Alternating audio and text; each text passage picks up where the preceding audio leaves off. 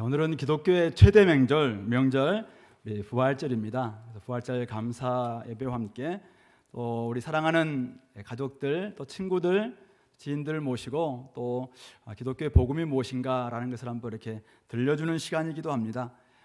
우리 조금 전에 우리 이은솜 자매가 자신이 만났던 예수님을 개인적인 체험 속에서 들려주셨다면은, 오늘 우리는 성경에서는 또 다른 한 여인의 목격담을 우리가 듣게 될 겁니다.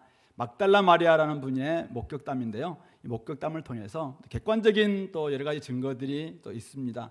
이런 걸 통해서 우리가 진짜 예수님을 한번 만나고 또 영접하고 부활의 주님과 함께 동행하는 그런 시간이 됐으면 좋겠습니다. 참고로 옛날에는 이 막달라 마리아가 살던 시대에는 여인들의 이 증언은 신뢰성을 확보하지 못했습니다. 여자들이 이렇게 알린다는 것은 조금은 증거로 이렇게 받아들이지 않았는데, 그럼에도 불구하고 너무나 확실한 만남이었고 또 증언이었기 때문에 이것을 성경에 그대로 기록하고 있습니다.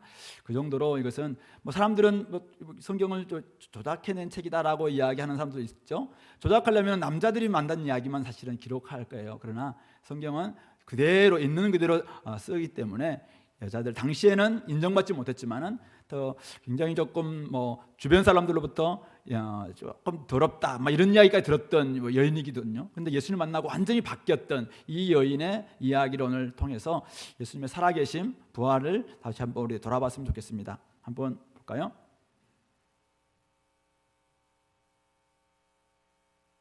네, 내가 주를 보았다. 오늘 20장 18절에서 그렇게 이야기하고 있죠.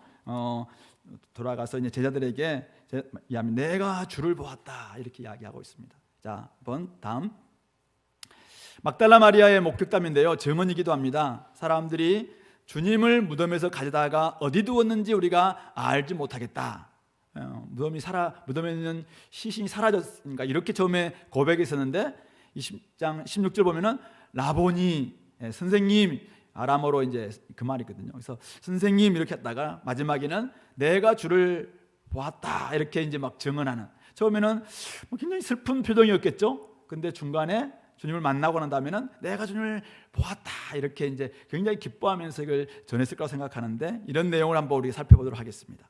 자, 첫 번째로 예수님이 십자가에서 죽으심을 이 막달라 마리아는 보았습니다. 19장 25절이 나오는 건데요, 그때 남자 제자들 다 도망쳤습니다.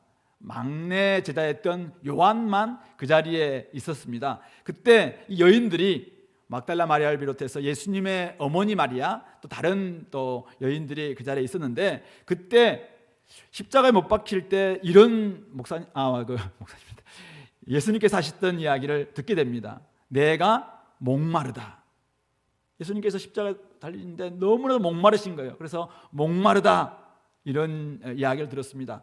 그리고는 좀 지나고 난 다음에 다 이루었다. 19장 30절이죠. 다 이루었다 이렇게 이야기했습니다. 그래서 이제 그날이 유대인들의 굉장히 중요한 명절이었는데, 그러니까 유대인들이 죽은 시체 십자가에 매달려 놓는 것은 보기 안 좋으니까 좀 치워달라. 근데 덜 죽을 수 있으니까 좀 죽여서 치워달라 이렇게 해서 옆에 있는 두 사람은 다리를 이렇게 분지르죠. 그런데 예수님 딱 와서 보니까 이미 죽었습니다. 그래서 다시 한번 확인 사살 겸 이 군인이 창으로 옆구리를 확 찌릅니다. 찌를 때 피와 물이 나오더라 이렇게 기록하고 있습니다. 의학적인 증거로는 이 피와 물이 나오는 것은 완전히 죽었다라는 것을 보여주는 것이라고 이야기하더라고요. 그래서 이제 심장인가 어디 고여 있는 그 물이 나왔다, 이것은 이미 죽었다라는 것을 판명하는 의학적 증거라고 이렇게 이야기를 합니다. 근데 이 세 증거가 굉장히 중요한데요, 결국은 내가 목마르다. 예수님의 목마름은, 예수님은 하나님의 아들이셨지만 우리 인간의 모든 목마름을 다 감당하기 위한 죽음이었거든요. 우리가 때로는 정서적이고 육체적이고 삶에 찌들어서 목마른 가람들이 얼마나 많습니까? 근데 예수님께서 그 모든 것을 다 담당하시면서 내가 목마르다 이렇게 이야기를 했습니다. 그리고는 하나님이 예수님을 땅에 보내신 것은 인간의 모든 죄 문제를 해결하기 위해서, 죄의 사슬로부터 우리 인간을 해방시키기 위해서 이 땅에서 십자가에 달려 죽으셨는데, 죄값을 치르시기 위해서 십자가 달리셨는데 그것을 다 이루셨다고 이야기했습니다. 그리고는 피와 물을 흘리셨습니다. 피는 생명을 상징합니다. 물은 생명수죠. 그러므로 결국 그분의 죽음으로 말미암아 우리에게 생명이 이제는 분출되는 거, 우리에게 생명을 주시고 바로 우리 생명수를 공급하시는 그런 죽음으로써 결국 막달라 마리아가 이것을 목격했다는 것이죠. 두 번째, 이를 본 자가 증언하였으니 그 증언이 참이라 그가 자기의 말하는 것이 참인 줄 알고 너희로 믿게 하려고 이것을 적었다라고 요한복음 19장 35절에서는 이야기하고 있습니다. 두 번째로, 그 다음, 예수님이 무덤에 장사되심을 보았습니다. 그러니까 막달라 마리아는 두 번째를 목격했는데 아까 십자가의 죽으심도 목격했지만은 무덤의 장사되심도 목격했습니다.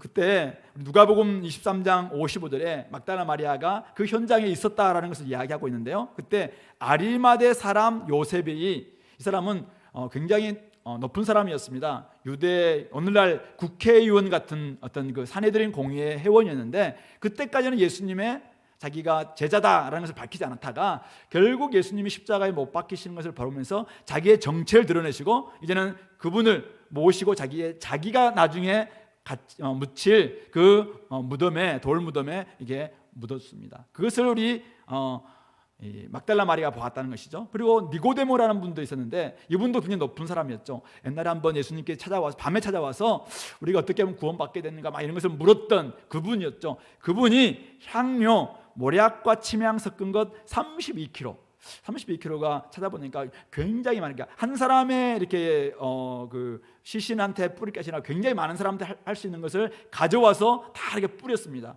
그걸 통해서 결국은 무덤에 장사할 수 있도록 그렇게 했다라는 것을 이 막달라 마리아가 다 본 것이죠. 그 다음 또 시체를 세마포로 싸서 옛날에 우리나라는 이제 시신들을 이렇게 삼배로 이렇게 하듯이 저 나라에서는 이제 그러니까 새 가늘게 짠 마로 만든 그 옷인데 하얀 옷인데 세마포를 짜서 한 번도 장사한 일이 없는 새 무덤, 아까 아리마대 사람 이 요셉의 무덤에 장사한 것을, 무덤에 둔 것을 이 막달라 마리아는 보았다는 사실이죠. 세 번째로 넘어가겠는데요. 근데 이제 오늘 본문을 보니까 20장 1절에 안식 후 첫날 일찍이 아직 어두울 때 막달라 마리아가 무덤에 와서 돌이 무덤에서 옮겨진 것을 보았습니다. 와서 보니까 자기는 무덤에 이제 예수님을 혹시 뭐 좀 이렇게 그래서 거기에 뭐 이렇게 향료를 좀 뿌리려고 이렇게 왔습니다. 일찍이 왔는데 돌이 무덤에서 옮겨진 것을 보았습니다. 왜 옮겨졌을까? 나중에 한번 우리가 알 수 있겠는데 옮겨진 걸 보았습니다. 그때 그가 이제 할 수 있는 게 없으니까 시몬 베드로와 예수께서 사랑하시던 그 다른 제자, 바로 이분이 이제 오늘 이 요한복음을 적은 요한인데요. 그 사람에게 전합니다. 전할 때 이렇게 전하죠. 사람들이 주님을 무덤에서 가져다가 어디 두었는지 우리가 알지 못하겠다. 우리라고 표현하고 있잖아요. 그때 우리 누가복음에는 여자들이 갔다 이렇게 되어 있고, 마가복음에는 막달라 마리아와 야고보의 어머니 마리아와 살로메가 갔다 이렇게 되어 있고, 마태복음에서는 막달라 마리아와 다른 마리아 갔다 이렇게 적고 있습니다. 그러니까 결국 막달라 마리아가 혼자 간 게 아니었고 결국은 이런 막달라 마리아와 여러 사람이 갔는데, 아무리 봐도 예수님의 시신이 좀 누군가 옮겼는 것 같은데 알지 못한다. 빈 무덤을 그가 이제 본 것이죠. 그다음 그래서 이제 이런 이야기를 하니까 재밌는 장면인데요. 둘이 막 다름질하죠. 둘은 누굽니까? 베드로와 지금 요한입니다. 근데 그 다른 제자, 요한을 젊은 제자죠. 젊은 제자니까 나이 든 베드로보다 걸음도 빨랐겠죠. 여러분도 무슨 생각해요? 막 달리면 누가 더 빠르겠는지. 저도 우리 아들하고 달려보면 처음에는 제가 일 같아도 아들이 훨씬 빠르더라고 보니까 더 빨리 달려갑니다. 그래서 먼저 무덤에 이르러서 구부려서 이렇게 해서 이제 안에 다 이렇게 보는 거예요. 근데 세마포 놓인 것을 보았으나 들어가지는 않습니다. 왜 안 들어갔는지는 정확히 모르겠어요. 아마 선배에게 양보하기 위해서 그랬는지 잘 모르겠습니다. 그러나 들어가지는 않았습니다. 그 다음 이런 누구 그림인지 제가 좀 찾았어야 되는데 이런 그림이 있길래 베드로와 지금 요한인데 굉장히 표정이 그죠? 도대체 이게 무슨 일이냐 하는 마음을 가지고 막 달려가고 있는 이 장면입니다. 그래서 가서 봤는데 베드로가 그 다른 제자가 베드로 달려가서 시몬 베드로가 따라와서 무덤에 먼저 들어갑니다. 들어갔는데 세마포가 놓였고 머리에 쌌던 수건은 세마포와 함께 놓이지 않고 딴 곳에 쌌던 대로 놓여 있더라. 이렇게 기록하고 있습니다. 봤는데 어떻게 봤냐면은 세마포 몸을 전체 이렇게 몸을 감쌌는데 이 감쌌던 세마포는 그대로 놓여 있고 머리를 감쌌던 이 수건은 머리 부분에 이렇게 다 놓여 있는 거예요. 상상이 됩니까? 그것이 마치 누에고치가 이렇게 이제 나비가 되고 난 다음에 딱 부화하고 이 누에고치는 그대로 푹 죽어 있는 이런 것 같아요. 그러니까 그 안에 이제 시신만 싹 빠져나간 채 그대로 이렇게 푹 이렇게 좀 있는 이런 상태에 있었다는 것이죠. 그때서야 무덤에 먼저 갔던 그 다른 제자 요한도 들어가서 보았습니다. 보고 믿더라 나와있어요. 믿더라. 뭘 믿었다는 말이에요. 그 다음 보면 알 수 있는데 그 다음 볼까요? 예, 안 나와 있군요. 예, 봤는데 성경에 그가 맞아요. 다음. 네. 성경에 그가 죽은 자 가운데서 다시 살아나야 하리라 하신 말씀을 아직 못하더라. 그러니까 봤는데 안 계신 거예요. 그리고 그냥 세마포와 수건만 딱 있는 걸 보면서 믿기는 믿었어요. 뭘 믿었어요? 안 계시네 이거죠. 막달라 마리아 말이 맞네? 이걸 믿었다는 거죠. 그러니까 그가 죽은 자 가운데서 다시 살아나야 하리라는 말씀을 아직 알지 못했던 때였어요. 그러니까 그것을 예수님이 부활했구나 이걸 믿은 게 아니라 예수님은 진짜 누가 옮겼거나 아니면은 막달라 마리아 말이 맞네? 이렇게 하고 두 사람이 자기 집으로 돌아갔다. 어쨌든 빈 무덤을 보는 것은 확실하죠. 그 다음 네 번째가 부활하신 예수님을 그 다음 장에 만나게 됩니다. 오늘 1절부터 이제 18절 내용인데요. 그가 이제는 두 남자 제자들 베드로와 요한이 집으로 간 거예요. 아무리 찾아도 자기 할 수 있는 게 없으니까 가고 난 다음에 무덤 밖에 서서 울면서 구부려서 다 무덤 안을 이렇게 들여다봅니다. 보는데 아까는 보이지 않았는데 천사 두 분이 한 분은 머리맡에 한 분은 발 쪽에서 다 있는 거예요. 딱 있으니까 갑자기 밖에서 울고 있었잖아요. 나를 보고 있는데 천사가 여자여 왜 우느냐 이렇게 이야기를 하죠. 그러니까 아니 우리 주님의 시신이 지금 없는데 누가 옮겼는지 모르겠습니다 이렇게 이야기를 하죠. 그렇게 하고 있는데 뒤에서 왠지 좀 인기척 소리가 나서 뒤를 싹 돌아봤는데 누가 계셨어요? 예수님이 계셨어요. 근데 그때 이 막달라 마리아는 그분이 예수님인지 모르고 동산지기, 그게 동산이니까 동산지기인 줄 알고 뭐라고 이야기합니까? 딱 돌아보다가 여자여 어찌하여 울며 누구를 찾느냐 이렇게 이야기하니까 15절에 마리아가 그가 동산지기인 줄 알고 주여 이 말은 주님 이 말이 아니라 그냥 당신 혹시 당신이 옮겼거든 동산지기님 당신이 옮겼거든 어디 두었는지 내게 좀 알려달라. 그럼 내가 가져가겠습니다. 예수님이신데 부활하신 예수님을 모르고 그렇게 이야기한 거예요.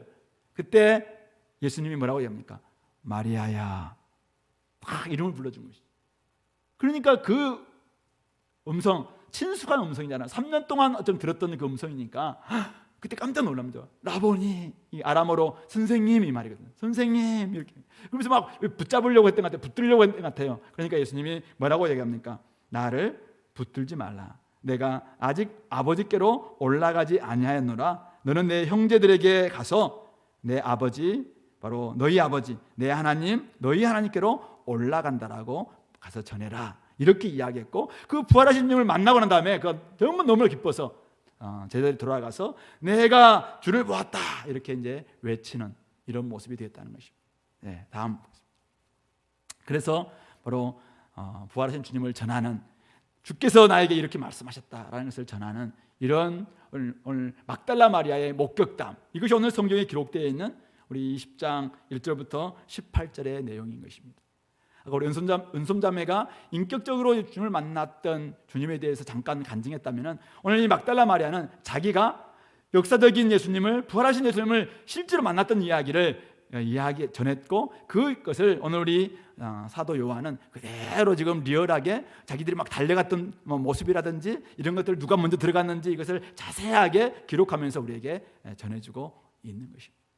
자, 그다음 그래서 우리는 우리 부활의 증거 오늘 마가복음 16장 6절에서는 그가 살았고 살아나셨고 여기 계시지 않는다 이렇게 이야기했고 누가복음 24장 5절에서는 어찌하여 살아있는 자를 죽은 자 가운데서 찾느냐 이렇게 이야기를 했습니다. 많은 사람들은 예수님이 살아 계심에도 불구하고 자꾸만 예수님은 죽었다, 그 죽은 자의 증거를 찾으려고 애를 씁니다. 그런데 이미 예수님은 살아 계셔서 여기 계시지 않고 사실은 오늘 우리의 삶 가운데 계시고 하늘에 계셔서 오늘 우리를 통치하심에도 불구하고 이 땅에서 끊임없이 우리는 자꾸 예수님은 죽은 자 아닌가? 아니 그분도 뭐 우리 인간인데 똑같이 죽었지 뭐. 물론 죽은 거 맞아요. 그러나 죽음에서 살아났다는 것은 그게 네가 생각 좀 해봐라. 인간인데 이게 합리적으로 가능하냐? 이렇게 이야기하면서 자꾸만 그렇게 찾는데 부활하셨다는 증거가 있다라는 것을 우리가 한번 오늘 살펴보도록 하겠습니다. 부활의 증거 첫 번째, 목격자의 증언입니다. 오늘 우리는 아까 봤습니다. 세 분의 증언을 우리가 본을 통해 보는데 막달라 마리아가 먼저 한번 뭘 봤습니까? 돌이 무덤에서 옮겨진 것을 보았습니다. 예수님을 무덤에서 가져다가 어딘가 두었다라고 그는 생각했습니다. 왜 안 계시니까? 증언, 보는 대로 본 거예요. 보인 대로 본 거죠. 안 계시네? 누군가가 옮겼다라고 생각한 거, 이거는 상식적인 생각이고 저라도 사실 그렇게 생각했을 것 같아요. 그래서 그것을 베드로와 요한에게 알렸죠. 그런데 나중에 자신이 만난 주님을 전했습니다. 그러니까 처음에는 전혀 믿지 않죠. 그가 천사를 만났을 때도 우리 주님 어디 있는지 좀 알려달라. 예수님을 만났을 때도 어디 있는지 좀 알려달라. 처음에는 안 믿었어요. 그래서 나중에 베드로와 요한에게도 알렸고 나중에 주님을 만나고 난 다음에 진짜 내가 주님을 보았다라고 이렇게 증거하는 목격자가 되는 것입니다. 자, 두 번째, 요한 보세요. 요한은 구부려 세마포 놓인 것을 보았다라고 먼저 달려와서 봤어요. 그러나 나중에 그가 먼저 들어가진 않았죠. 나중에 들어가서 보고 믿었다라고 이야기하고 있습니다. 아니, 뭘 믿었다는 거예요? 살아난 걸 믿은 게 아니었어요. 처음에는 예수님이 죽은 자 가운데 살아난다는 이 말씀도 몰랐고 살아난다는 그런 진리도 사실은 몰랐어요. 그런 생각 속에 없었어요. 마지막 때는 산다. 우리 유대인들에게는 그런 신앙이 있어도 사실은 지금 예수님이 살아난다 이런 것을 믿지 않았다는 것이죠. 근데 그가 왜 이것을 기록하고 있는가? 우리 20장 31절 있잖아요. 같은 우리 본문이니까 같은 장에서 한번 제가 읽어볼게요. 오직 이것을 기록함은 너희로 예수께서 하나님의 아들 그리스도이심을 믿게 하려 함이요 또 너희로 믿고 그 이름을 힘입어 생명을 얻게 하려 함이니라. 처음에 자신은 믿지 않았다는 거예요. 예수님 안 계시네?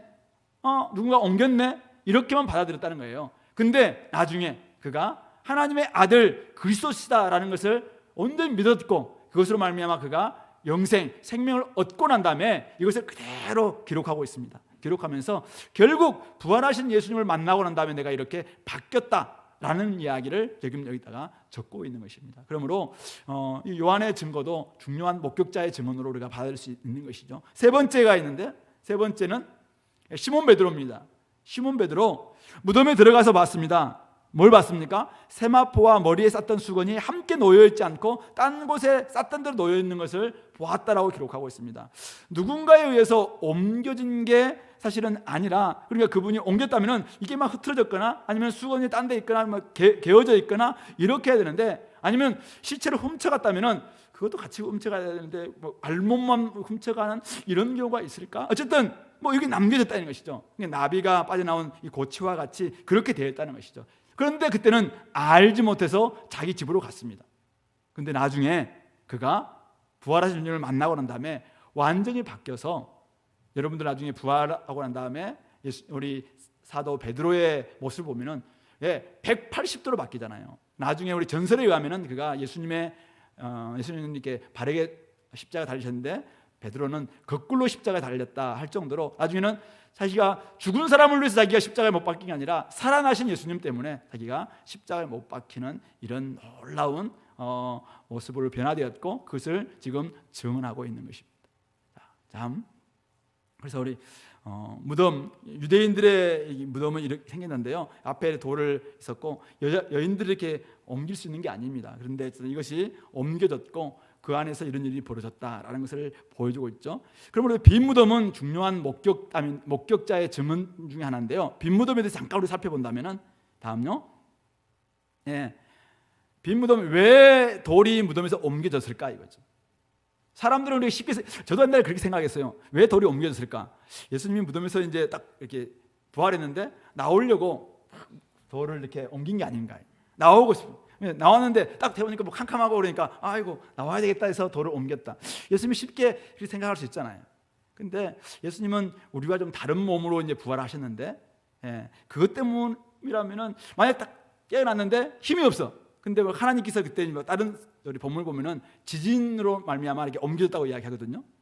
힘이 없으니까 하나님이 도와주셔서 이제 막 힘을 내서 우리 예수님이 나올 수 있도록 했다. 너무 좀 이상하잖아요. 그러면 사실은 다시 살아나는데 뭐 힘없는 예수님, 이게 좀 하나님이신가요? 아니겠죠. 두 번째 이유죠.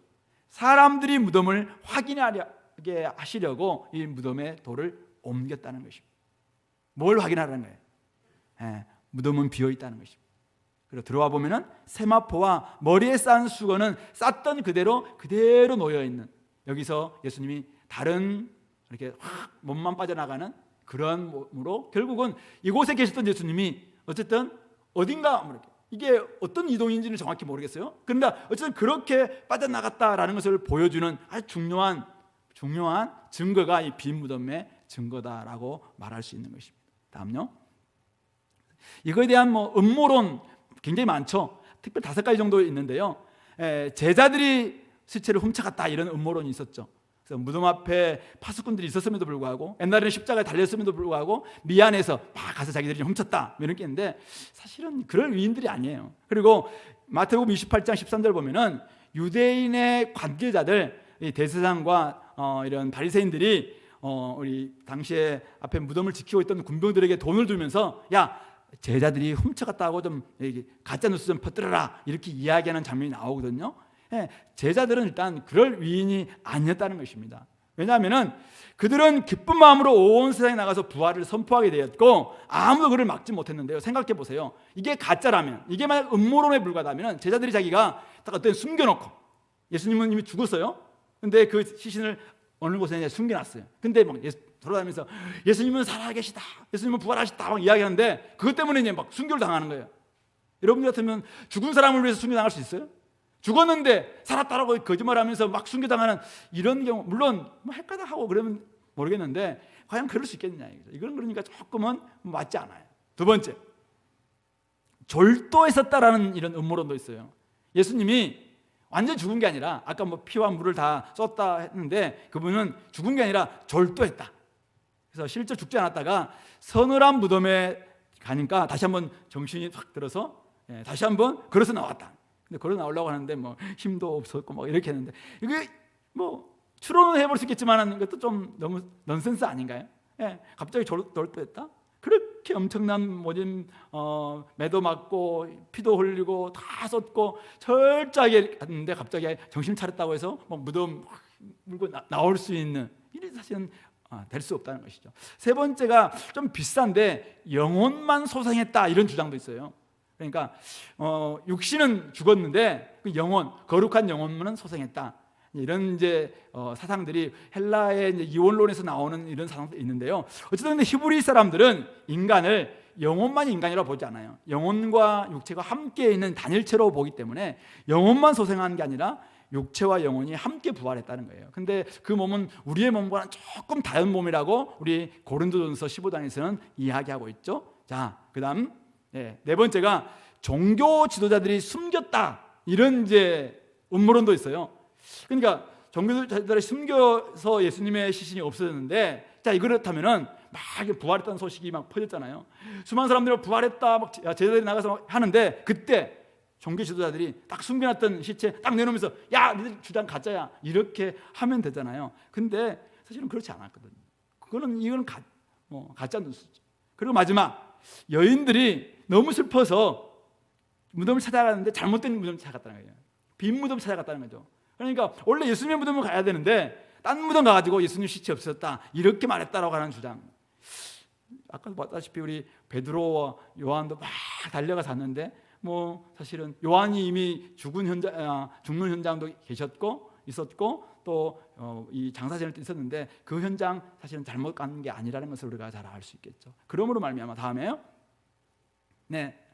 다음. 이것이 첫 번째 증언, 목격자들의 증언입니다. 빈 무덤이 아주 중요한 증거가 될 수 있다는 것이고, 두 번째 증거가 이상한 출현입니다.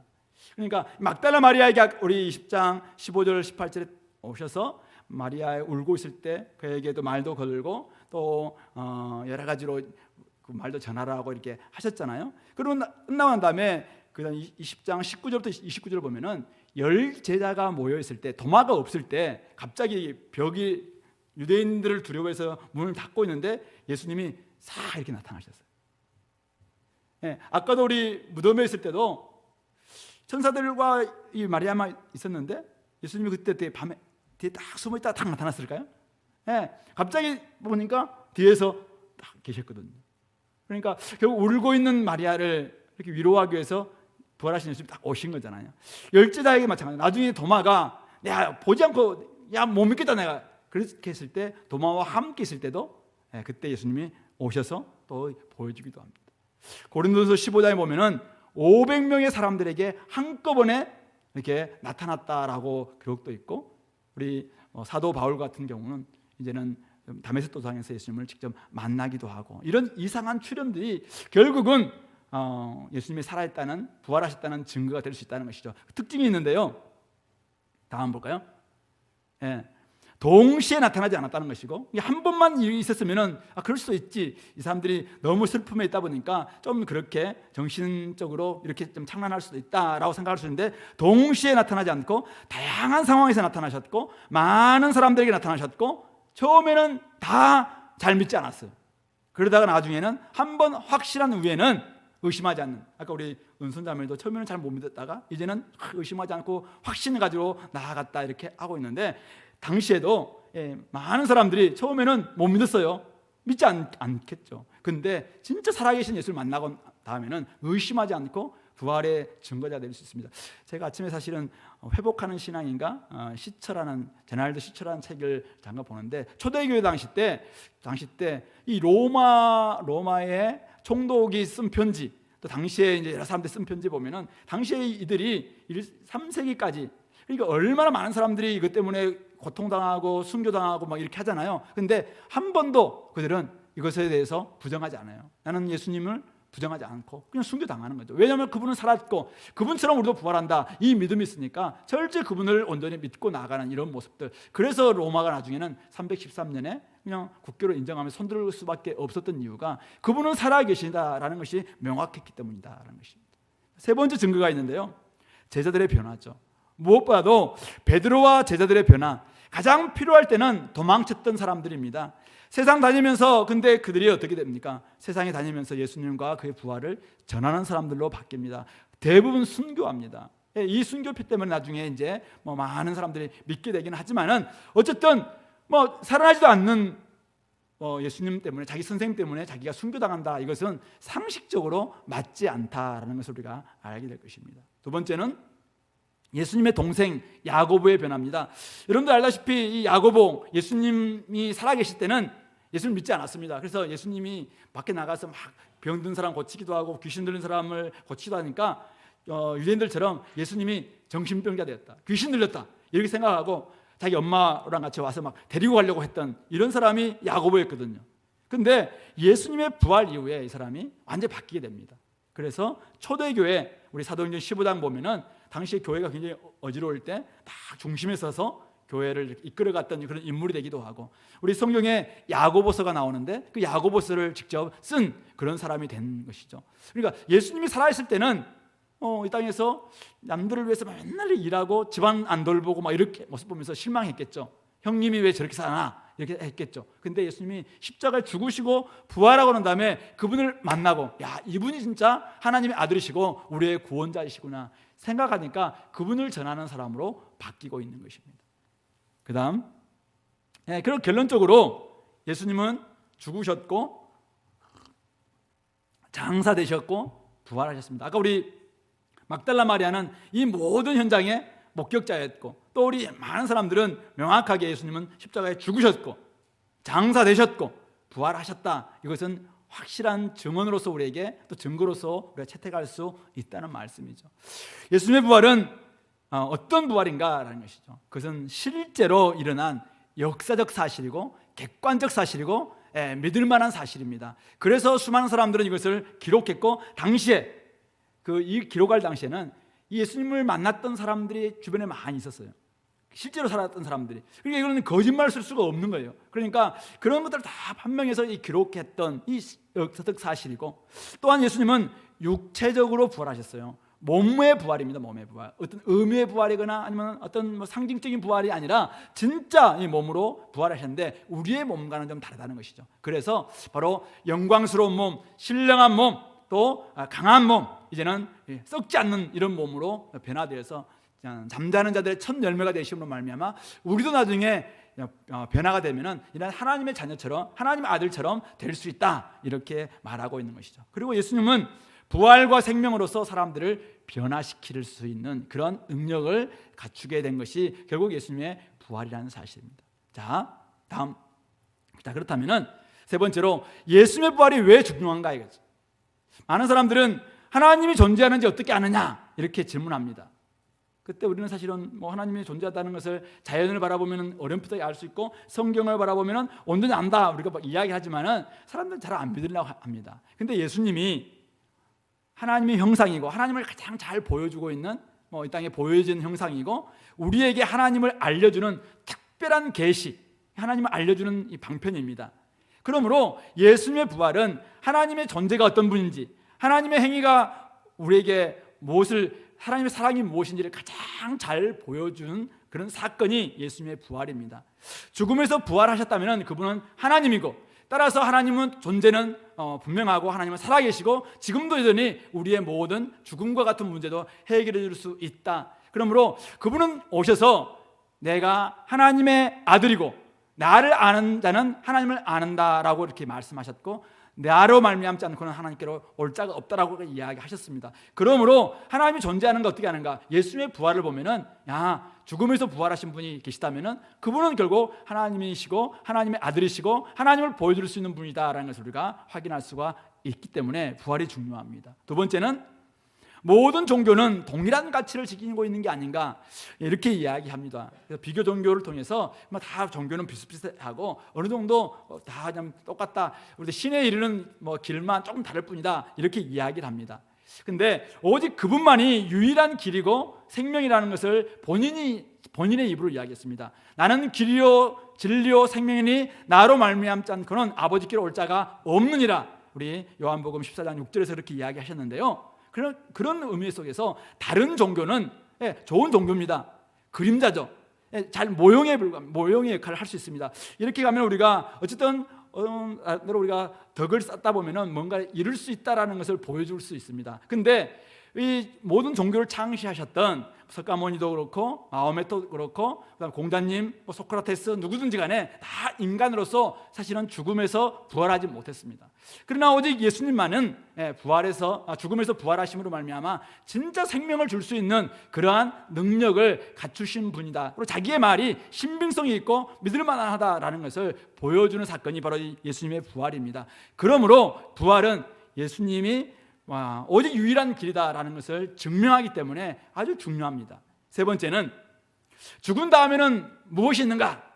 질문 많이 하죠. 네가 죽어봤냐? 죽은 다음에는 끝이지. 죽은 다음에 뭐가 있어? 이야기하잖아요. 근데 예수님은 이렇게 이야기했습니다. 예수님은 나를 믿는 자는 죽어도 살겠고 나를 살아서 믿는 사람들은 영원히 죽지 아니하리라. 그리고 나를 믿는 사람들은 생명의 부활로 다시 태어날 것이고 나를 믿지 않는 사람들은 심판의 부활로 다시 태어난다 이야기하고, 우리가 한 번 죽는 것은 이제는 한번 정한 것이고 뒤에는 심판이 있다, 여러 가지 성경에서 이야기하고 있는데 예수님의 부활은 예수님이 하셨던 말씀이 옳다는 것을 증명합니다.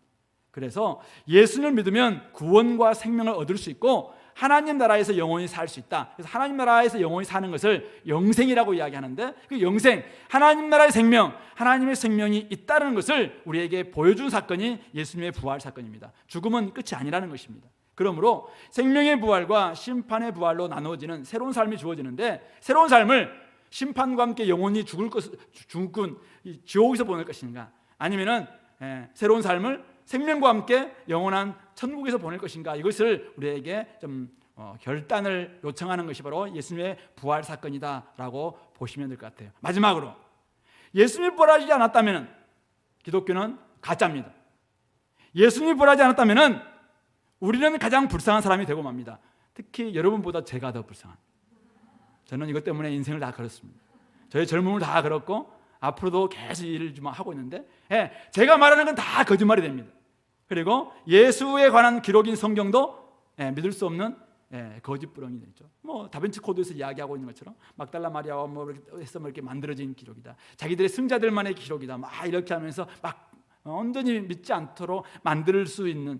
그러나 예수님이 부활하셨다면 이 모든 것들은 다 뒤집을 수 있습니다. 오늘도 이것은 진리이고 그래서 우리가 이게 사실이기 때문에 이것은 진실로 받아들일 수 있습니다. 그래서 우리의 모든 주님 안에서 하는 수고는 결코 헛되지 않습니다. 열심히 하다가 우리가 죽어요. 그러나 예수님의 부활, 예수님은 잠자는 자들의 첫 열매가 되신다고 하셨습니다. 우리가 부활할 겁니다. 그래서 우리도 예수님처럼 영원히 하나님 나라에서 사는 역사가 있게 되는 것이죠. 그러므로 말미암아 예수님이 부활하셨기 때문에 주님 안에 거하시는 여러분들이 하고 있는 이 수고가 결코 헛되지 않는 수고가 될 수 있다. 그러므로 예수님의 부활은 사실은 중요한 것이죠. 자, 그렇다면 이제 마지막 하나 남았습니다. 자, 그렇다면 어떻게 하면 좋겠습니까? 자, 우리 여기 나와 있는 구절 같이 한번 읽어볼까요? 나는 부활이요 생명이니 나를 믿는 자는 죽어도 살겠고 무릇 살아서 나를 믿는 자는 영원히 죽지 아니하리라. 나사로라는 사람을 죽음 가운데 살릴 때 예수님께서 하셨던 말씀인데요. 세 가지 우리가 했으면 좋겠습니다. 첫 번째, 다음 부활하신 예수님을 인격적으로 만났으면 좋겠습니다.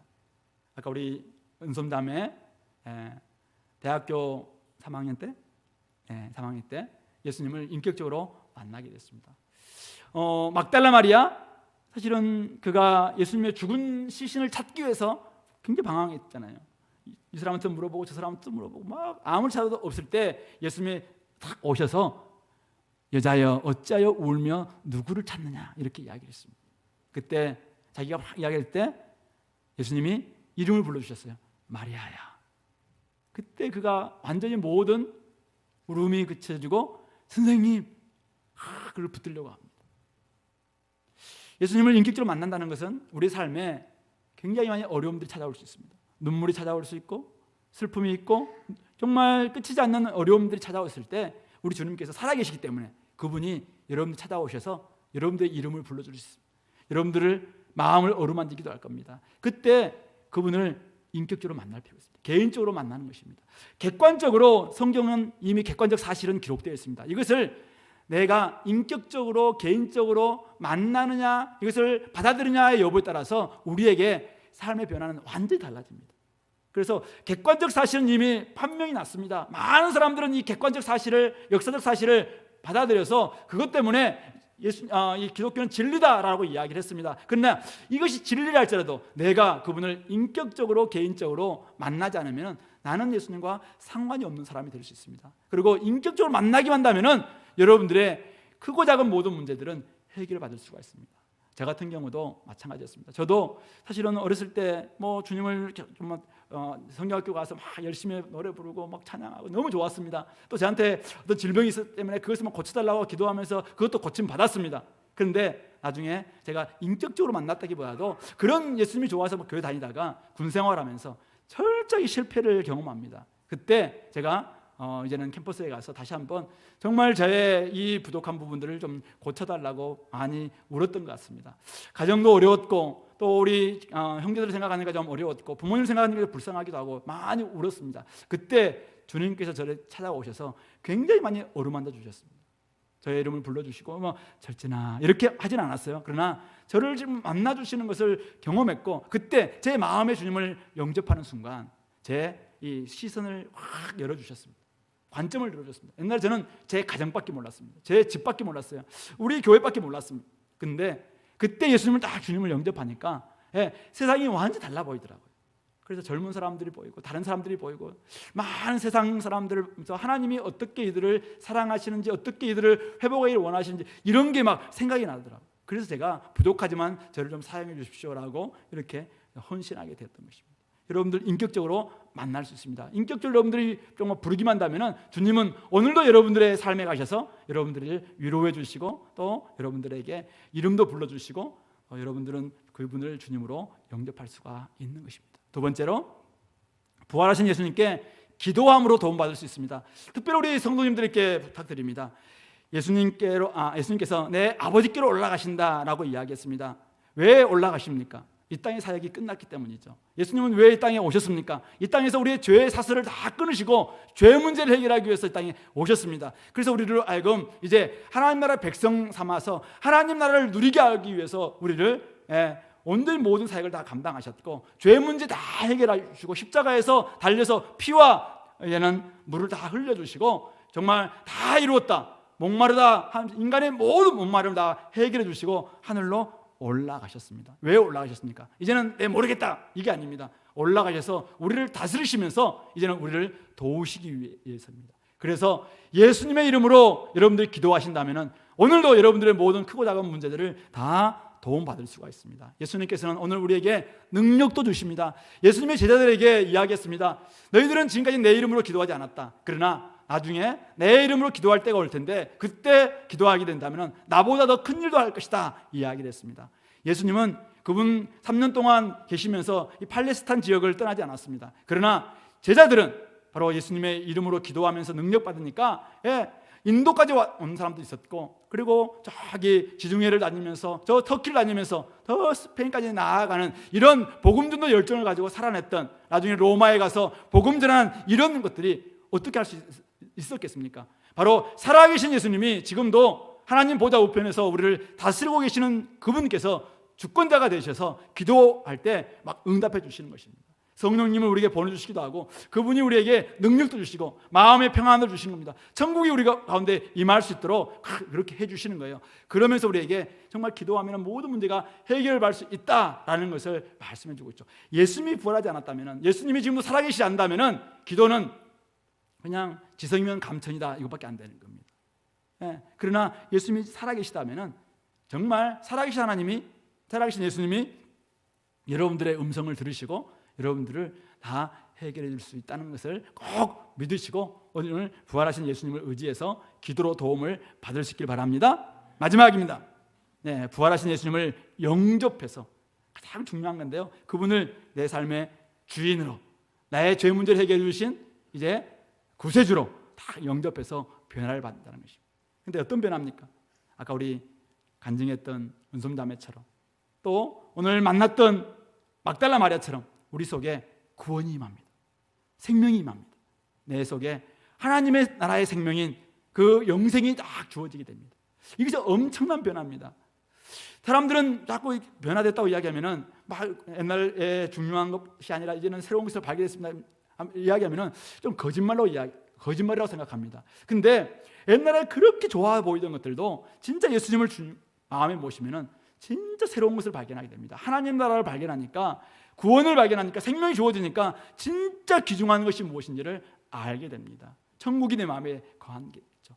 내 마음에 거한 천국, 이것을 우리 평안으로, 세상은 넘쳐 혼란스럽습니다. 근데 내 마음에 주님이 딱 오시니까 내 마음에 천국이 됩니다. 그러니까 정말 평안이 됩니다. 옛날에 다투던 관계도 회복되기도 하고, 또 삶의 여러 가지 문제로 찌들었던 삶이 이제는 진짜 마음의 평강이 찾아옵니다. 진짜 누구도 빼앗아갈 수 없는 그런 평강이 내 삶을 지배하는 경우가 굉장히 많습니다. 그 결과는 또 기쁨도 나타나죠. 아무리 봐도 기뻐할 일이 없는데 진짜 예수님을 영접한 사람들은 기뻐합니다. 옛날에는 슬퍼서 울었는데 이제는 막 기뻐서 우는 이런 일들이 일어나게 되는 것입니다. 무엇보다도 우리가 70년 80년 살다가 이 땅에서 이제는 죽게 될 겁니다.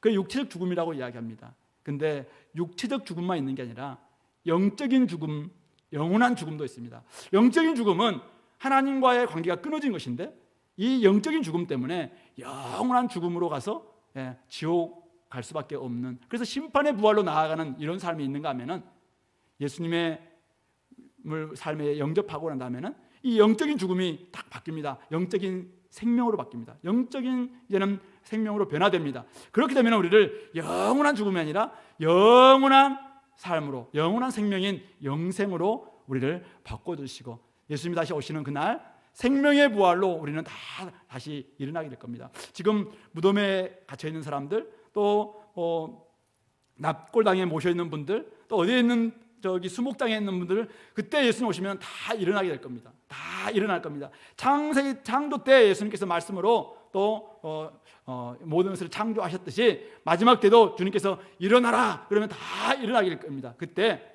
어떤 사람은 생명의 부활로 어떤 사람은 심판의 부활로 나아간다라고 분명히 이야기했습니다. 그러므로 부활하신 예수님을 마음의 중심에 주인으로 모실 때 우리의 삶에는 이런 변화가 있게 된다는 사실이죠. 그러므로 오늘 이곳에 계신 여러분, 이미 믿고 계신 분들은 내가 예수를 믿음으로 말미암아 이런 변화가 있었구나, 이것을 감사하면서 기도했으면 좋겠고, 혹시 오늘 처음으로 오늘 이 메시지를 들으면서 나도 부활하신 예수님을 좀 받아들이고 싶다 이런 분이 계시다면 여러분들의 작은 목소리로 한번 기도했으면 좋겠습니다. 예수님, 저도 예수님을 만나고 싶어요. 저도 예수님을 인격적으로 만나고 싶습니다. 저도 내 삶에 천국을 좀 경험하고 싶습니다. 저에게도 생명이 좀 찾아오기를 소망합니다. 도와주십시오. 이런 마음 가지고 이 시간에 같이 한번 기도했으면 좋겠습니다. 기도합시다. 하나님 아버지, 우리의